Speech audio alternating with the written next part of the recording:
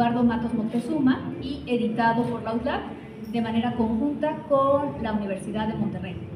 Estamos muy contentos de participar en la Feria Nacional del Libro de la UAP. Muchas gracias a la Benemérita Universidad Autónoma de Puebla por ofrecernos este espacio y en especial a Israel López, que nos ayudó con la gestión.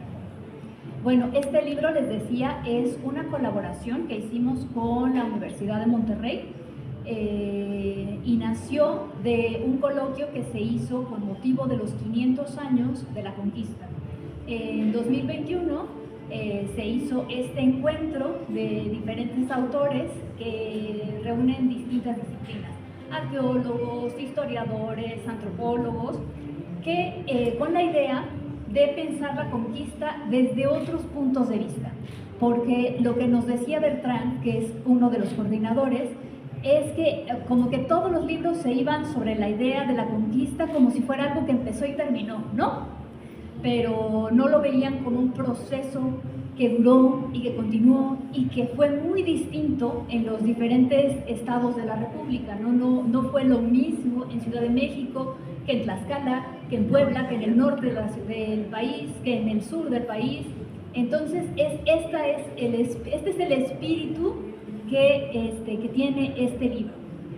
Bueno, una de nuestras presentadoras está por llegar. Les voy a decir rápidamente su semblanza. ¿Sí? Es que me hicieron señas, perdón.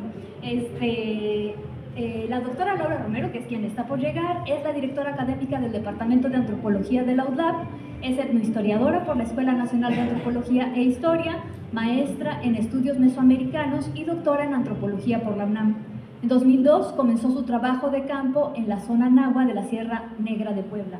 En 2003 recibió el Premio Nacional Fray Bernardino de Sahagún a la mejor tesis de licenciatura en Antropología Social y Etnología, premio que volvió a recibir en 2007 por su tesis de maestría. Desde 2011 forma parte del Sistema Nacional de Investigadoras e Investigadores. Entre sus obras destacan Cosmovisión, Cuerpo y Enfermedad, El espanto entre los nahuas de Tlacotepec de Díaz, Puebla, y Saber ver, saber soñar, el proceso de iniciación y aprendizaje de los Ixtlamapqué de San Sebastián Tlacotepec, que se publicó en 2020. Entre sus líneas de investigación están los sistemas terapéuticos nahuas, el chamanismo y la ritualidad indígena. Y por supuesto que nos da muchísimo gusto saludar al maestro Eric Chiquito Cortés, que es licenciado en Arqueología por la Universidad Veracruzana y maestro en Historia del Arte por la Universidad Nacional Autónoma de México. Actualmente está en proceso de doctorarse en Historia del Arte por la UNAM y es docente de la Benemérita Universidad Autónoma de Puebla. Su campo de estudio abarca la evangelización y los procesos de transformación cultural durante el siglo XVI, así como las tradiciones escultóricas prehispánicas del posclásico tardío y la arqueología urbana. Y vamos a escuchar con mucho gusto al maestro Eric Chiquito, que nos va a hablar sobre su artículo en este libro. Claro, bueno, pues primero que nada agradecer la invitación de participar de esta obra y principalmente también agradecer la presencia. Veo rostros conocidos que además estimo y admiro muchísimo y eso para mí es un enorme privilegio. Esta obra, voy a comentar solamente en general sobre la obra y para después hablar un poquito más del artículo que he escrito junto con un querido amigo y colega, que parte justamente de una reflexión que Bertrand realiza hacia el 2017, justamente en vísperas o cercano a esta fecha tan significativa en el devenir histórico mexicano, que es precisamente el proceso de conquista, que si bien se sugiere finaliza el 13 de agosto de 1521, bueno, tiene antecedentes al menos de 2 años y por supuesto un proceso mucho más complejo. En el libro ustedes van a advertir justamente cómo se analiza, se construye esta visión de la conquista con artículos, por ejemplo, del norte de México, que eso es algo que también desde esta parte central no llegamos a vislumbrar. un artículo escrito por también un muy querido amigo, Víctor Ortega León, adscrito al Centro INAH Chihuahua, y quien justamente ha trabajado las temáticas de conquista en el norte de México. A veces suponemos que cae Tenochtitlan y ya todo lo que entendemos como el México contemporáneo cayó, pero vaya, es un proceso mucho más largo, mucho más desarrollado. Y bueno, vemos casos de Yucatán, vemos casos de Tlaxcala, reflexiones en torno también al proceso de conquista en el occidente, es decir, hay toda una serie de aproximaciones y acercamientos, y justo el artículo que construyo junto con el arqueólogo Jairo Eduardo Jiménez Sotero, que es el otro autor de este artículo, inicia a partir de un comentario que tuvimos Bertrand y yo hacia el 2018, en donde me comentaba, como mi tesis de licenciatura fue sobre los franciscanos en Veracruz, me comentaba si podría hablar un poquito de este ejercicio religioso dentro del proceso de conquista. Sinceramente fue un trabajo un poquito complicado, no lo voy a negar, y traté de incluir también la participación africana en este primer ejercicio dentro de la conferencia. Por supuesto que pasaron los años, Bertrand sugiere, junto con el profesor Eduardo Matos, realizar esta obra, y vuelven a escribirme para considerar la posibilidad de escribir el texto. De ahí justo estaba muy cercano con un colega, con Jairo, que estábamos hablando sobre el ejercicio de lo africano en diferentes contextos del devenir artístico en México, y decidimos justamente profundizar solo sobre la participación africana dentro de la conquista. Fue un trabajo que al principio sugerimos, seguramente en 2 o 3 días, con ya las ideas que tenemos, seguramente saldrá, y bueno, nos llevó casi medio año poderlo finalizar, claro, porque las fuentes históricas a veces eran muy limitadas con la información que hablan respecto justamente a la participación de africanos dentro de este ejercicio de conquista. Por lo cual recurrimos a construir el artículo a partir de las dos visiones. Lamentablemente no tenemos la visión principal de los actores africanos, pero decidimos, por tanto, vislumbrarlo a partir de dos líneas: las fuentes históricas, mayoritariamente construidas a partir de la visión ibérica, y también la visión indígena, a partir de documentos pictóricos en donde su presencia es latente. Para el primer caso, las fuentes, por supuesto, Cortés, Bernal Díaz, en donde estamos viendo cómo se va señalando, y también hacemos una reflexión en torno a la figura del africano en relación al contexto de la primera mitad del siglo XVI. Es decir, nos vamos dando cuenta cómo es que hay una intención de reflexionar sobre la figura de lo indígena o de lo indio en el siglo XVI, y con esta intención de proteger, sobre todo ya hacia el siglo XVI, proteger que no pase lo mismo que en las Antillas, ¿no? Se decide también recurrir a que arriben africanos a la antigua Mesoamérica, con el fin de que estos trabajos de esclavitud lo hagan los africanos y no necesariamente la población nativa. Es decir, es un ejercicio de explotación, pero también vinculado a una reflexión de vamos a proteger la figura del indígena, supliéndolos precisamente con esclavos para que ellos hagan esas tareas y la población indígena no tenga esas consecuencias de este ejercicio a veces tan fuerte como puede ser los trabajos en costa o de cañaveral. Y algo que nos ha sorprendido muchísimo dentro de este ejercicio es ver que para la visión indígena, sobre todo después de la segunda mitad del siglo XVI, la presencia en lienzos, en pinturas, en códices, es, si no muy frecuente, pero es latente, es decir, existe la idea de que estos personajes participaron de la conquista y en muchas ocasiones los vamos a ver dentro de escenarios donde el protagonista es Cortés y él. No tenemos la certeza de que el personaje africano representado, por ejemplo, en el texto de Durán, sea propiamente Juan Garrido, que es tal vez el africano más citado dentro de la estructura de los documentos del siglo XVI.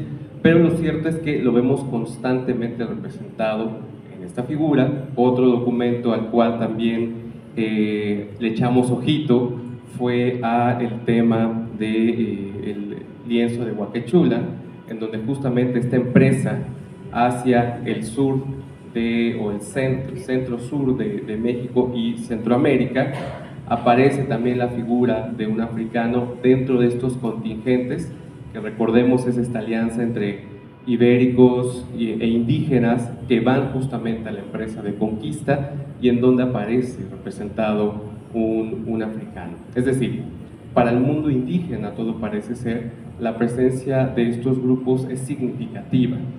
Consideramos dentro de las reflexiones finales que no es que se trate propiamente de un personaje retratado, la idea de un sujeto, sino más bien del concepto de estos grupos que están participando dentro de la empresa de conquista. No solamente, por ejemplo, para la conquista de México Tenochtitlan, sino también posterior a su caída y lo que implicó ir hacia el centro-sur de México justamente en estos ejercicios de empresa. Algo que también nos pareció muy interesante, y aprovechando que aquí está también un especialista en ese tema, la presencia de un cráneo africano, o lo que se definió como tal, dentro de un zompantli en el sitio de Tlaxcala, ¿no? Colocado justamente, se trata de una mujer, y esta idea nos permitió estructurar tres nociones generales sobre cómo los indígenas conciben la participación o la presencia africana en estas primeras décadas, perdón. Primero como un enemigo que se captura, se decapita y se coloca dentro del zompantli, posteriormente como un aliado dentro de una estructura de conquista hacia el sur, y finalmente también como un protagonista de la empresa de conquista que aparece, repito, en escenas. Lamento no haber traído las imágenes y eso hubiese funcionado mucho mejor, pero creo que eso también motiva a poder darle un vistazo al libro. Pero algo que resulta particularmente interesante es advertir que hay tres maneras del mundo indígena, de entender la presencia de lo africano dentro de este contexto militar. Por supuesto que hay otras representaciones, como en el Códice de Leandro Remensis, en donde justamente aparece un africano colgado como parte de un ejercicio de controlar una sublevación o una posible sublevación. No lo consideramos porque estamos hablando ya de un ejercicio mucho más de ciudad, es decir, no del ejercicio de empresa, de conquista, por lo cual lo hemos descartado, pero es interesante observar que existen dentro de la pictografía indígena estos personajes que, reitero, parecerían dentro de las narrativas escritas no tener una relevancia significativa más allá de ser los responsables. Justo ahora lo platicaba con el arqueólogo Merlo, el señalamiento que se construye sobre los africanos de haber sido ellos quienes introdujeron la viruela dentro de la empresa que llega con Narváez para frenar a Cortés, y que bueno, se reprodujo de manera constante esta idea y este señalamiento o este estereotipo sobre el ejercicio de lo africano en cuestión de la conquista, que por supuesto recordaremos en nuestras efemérides de cada lunes, ¿no? Cuando íbamos a la escuela, de cuando Cuitláhuac justamente fallece por esta enfermedad. Entonces, bueno, creo que podríamos pensar en un ejercicio de información, si quieren preguntar, en lo que llega alguna. Y para no quemar los artículos de los otros ponentes, ¿verdad? Entonces, bueno, de momento eso sería todo de mi parte. Sí, claro, si quieren comentar, preguntar algo, con mucho gusto. Repito, es un libro que en esencia busca generar un acercamiento a diferentes procesos, momentos y consecuencias de lo que fue la conquista de México hacia el siglo XVI y en particular en nuestro caso la participación justamente de contingentes africanos dentro de la conquista tanto de México Tenochtitlan como de otros espacios. Palabra a la doctora Laura Romero. Bueno, buenas tardes. Que me quedé muy entusiasmada dando clase en Cholula y se me olvidó que estábamos a media hora. Bueno, yo escribí el último capítulo de este libro que, bueno, tiene una temática muy particular, sobre todo en la reconfiguración que ahora los pueblos originarios, ¿no?, las comunidades afro, han estado impulsando sobre el sentido que ese periodo tiene para la historia de todo aquel ser humano que se vio afectado por ella, ¿no? Y la conquista, pues en el capítulo que yo elaboré, se basa en cuestionar el papel que ha tenido el mestizaje como una política civilizatoria. O sea, el mestizaje que nos enseñaron en la escuela que era muy importante para reconfigurarnos como mexicanos, pues no es una etiqueta, además, que tenga mucho sentido.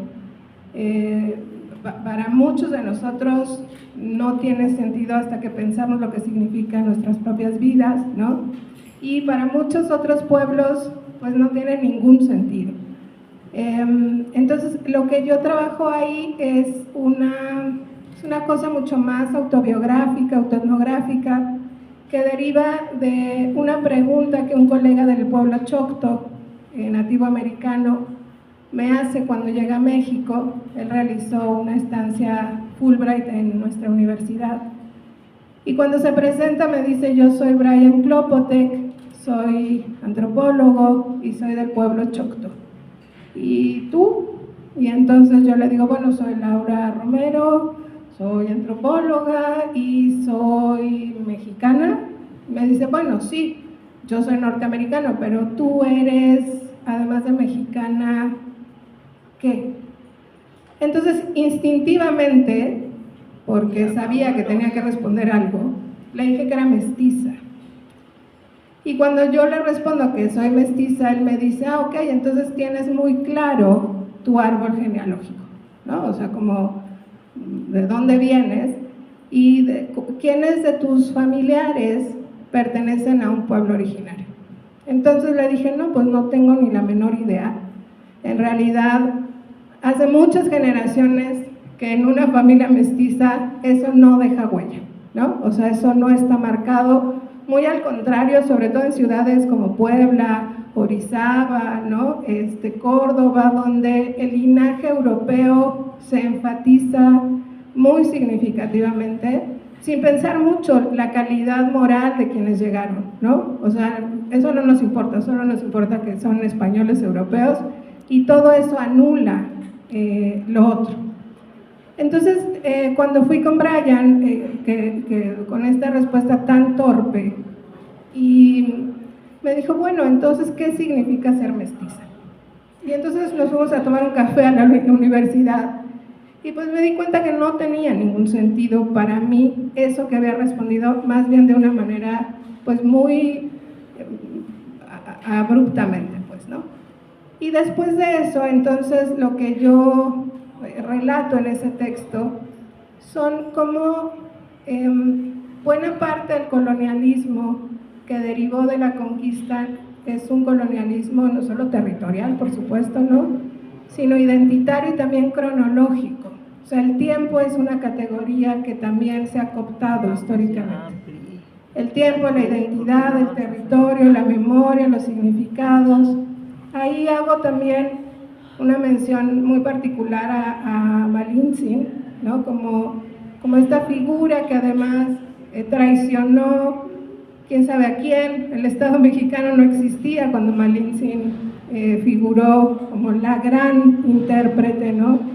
Hay muchos documentos coloniales donde ella aparece, incluso en términos de dimensión mucho más grande que Cortés. Hay documentos donde dicen que a Cortés le decían Malinche, perdón. Cortés solo habla de ella en la matanza de Cholula. Es muy importante como en qué momento él reconoce abiertamente la presencia de Malintzin. Y bueno, otras muchas mujeres, ¿no? Pocahontas, en Perú también. Entonces como una revisión de lo que ha significado para la identidad mexicana ser mestizo, ¿no? Y que es básicamente pues una política de homogeneización, de olvido y de no reconocimiento de que este país es un país que no necesariamente dejó de ser indígena, sino más bien se enfrentó a políticas de castellanización muy fuertes, ¿no? Más o menos, hay muchas, no muchas, pero por ejemplo intelectuales como Yasna y Aguilar, ¿no? Que dicen que hasta 1821 70% de la población en Nueva España hablaba alguna lengua indígena, y en 2 siglos tenemos más o menos el 16% de hablantes, ¿no? Entonces en realidad el Estado mexicano ha sido un Estado terriblemente lingüicida, ¿no? O sea, esta política de castellanización ha sido muy importante. Y eso no es cosa menor, no son datos estadísticos, se evitan ciertas cosas. Antropológicamente sabemos que el proyecto indigenista fue muy feroz. Estas escuelas que se hicieron en Carapan, los laboratorios de experimentación, donde claramente, por ejemplo, Moisés Sáenz, ¿no? Dice, pues es que no encontramos un lugar claramente indígena que pues sea puro, pero al mismo tiempo esté abierto al cambio. Y eso al día de hoy implica también debilitamientos de luchas territoriales, por ejemplo, ¿no? Básicamente como la de San Andrés Cholula, donde una cosa que se les cuestiona es si realmente son indígenas o no. Y en mucho es porque ya no hablan la lengua, ¿no? Pero cuando uno habla con la gente de San Andrés, pues lo que se da cuenta es que hace 3, 4 generaciones fueron muy ferozmente castellanizadas, ¿no? Y con la castellanización viene la implantación de nuevos héroes, de nuevas heroínas, de antihéroes y el reconocimiento de quiénes somos en ese mapa. Entonces, pues acabo hablando incluso de los antimonumentos en Reforma, de cómo la historia en realidad es un mecanismo muy poderoso de construcción de la identidad nacional, y también un motor que a veces se pretende desactivar cuando se omiten ciertas cosas, ¿no? Entonces, es el último capítulo, también como temporalmente es el que llega al final, y cuando Bertrand me invitó a participar en las conferencias, pues yo o sea, como no entendía muy bien cómo iba a colocar el tema que a mí me estaba ocupando intelectualmente mucho en ese momento, que era el asunto de esa identidad mestiza que se enfrenta, ¿no? A la que me enfrento con una pregunta inocua de un colega que tiene muy clara, ¿no? Como el conjunto de identidades con las cuales él se relaciona con el mundo.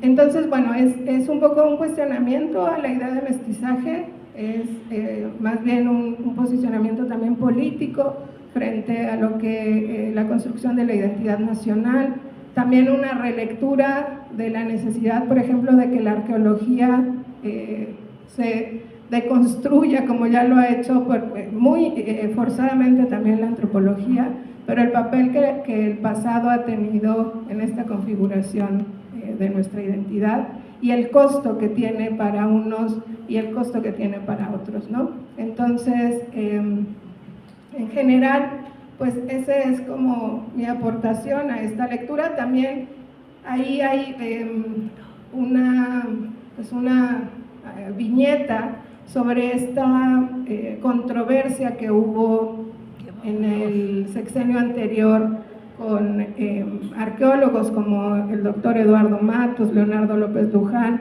sobre la fecha de fundación de México Tenochtitlan, ¿no? Que se quería como organizar todo muy bien para que todo cayera en 1321, 1521, 1821, Y era un ejemplo de cómo desde el Estado se pueden construir fechas significativas, el papel de las conmemoraciones en la historia nacional. Si recordamos nuestra primaria, pues está llena de héroes y heroínas que se han mitificado sus historias, y ahí es donde yo hablo de los antimonumentos, de cómo las colectivas de mujeres, madres desaparecidos, los 43, se han apropiado de estos marcajes en el espacio para proponer una lectura también del pasado cercano y no tan cercano, ¿no? Poniendo marcas en el paisaje también, ¿no? Entonces, pues es un pretexto, digamos, esta pregunta para empezar a cuestionar todos esos elementos desde los cuales mi supuesta identidad como mestiza ha sido construida, ¿no? En el paisaje, en el tiempo, en la historia, en la memoria, en la geografía, en la lengua, etcétera, ¿no? Y al final acabo diciendo que, pues para mí no había sido importante pensar eso, porque finalmente me había relacionado con las instituciones del Estado, por ejemplo, de una manera muy orgánica, ¿no? O sea, hablo español, estoy escolarizada, etcétera, pero que cuando esas ausencias están, pues significan también otro tipo de violencia. Puebla, por ejemplo, tiene el mayor número de personas indígenas privadas de la libertad que no han tenido sentencia, ¿no? Entonces, en México hay muchas personas que están en la cárcel solo por el hecho de no hablar español, cuando México no tiene lengua oficial. México tiene lenguas nacionales y el Estado está obligado a atender a las personas en sus propias lenguas, ¿no? Entonces, esta cosa de hablar español, no hablar español, verse de una manera, no verse de una manera, no es una cosa menor, ¿no? Cuesta vidas, violencia obstétrica, por ejemplo, ¿no? Muchas de las agresiones y de la violación más fuerte de derechos humanos a personas hablantes de una lengua originaria suceden en lugares de impartición de justicia o en hospitales, ¿no? En centros de salud, que son pues servicios que el Estado debería proveer. En la escuela, por ejemplo, ¿no? Tenemos participantes en la Universidad de las Américas Puebla cada verano que vienen de poblaciones que se reconocen como integrantes de pueblos indígenas, y ellos mismos que nacieron en los 2000 han sufrido violencia física en sus escuelas por hablar sus lenguas, ¿no? Les pegan, los multan, los humillan, los sancionan, y eso sucede, o sea, no en el siglo XVIII, ¿no? Antier, digamos. Entonces, es una invitación a reflexionar sobre el impacto que tienen en nuestras vidas esas etiquetas identitarias, ¿no? Y pensar por qué nos afectan más o por qué nos afectan menos, por qué a veces las vemos, por qué no las vemos, y tener una relación más crítica con la historia, ¿no? Es muy importante lo que la historia hace en nuestras vidas, ¿no? Y en las vidas de otros. Entonces, pues sí, es un cuestionamiento a la historia que nos han enseñado y a las consecuencias que esa historia ha tenido en las vidas de otras personas, sobre todo.